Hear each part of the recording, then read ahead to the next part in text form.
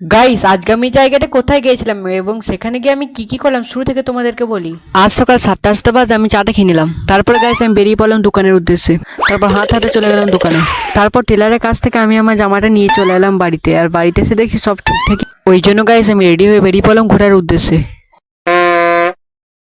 Guys, টোটোটা আমাদেরকে কিছুটা আগে নামিয়ে দিয়েছিল, ওই জন্য আমরা চলে গেলাম হাঁটতে।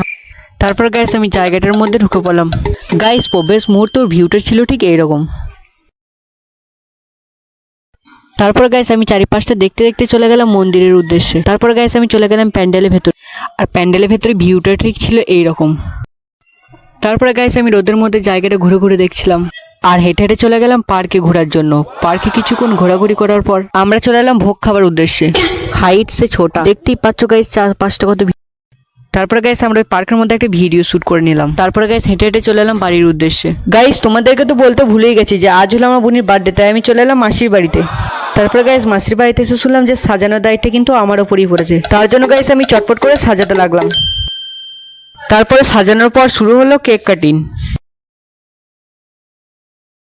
তারপরে গাইস দেখি সবাইকে খেতে দিয়েছে, শুধু আমাকে ছাড়া। শালা এত কাজ করে কেউ খেতে দিল না, ওই জন্য আমি নিজে নিজে খেয়ে নিলাম। গাইস, ভিডিওটা ভালো লাগলে লাইক করে দেবে। Bye bye.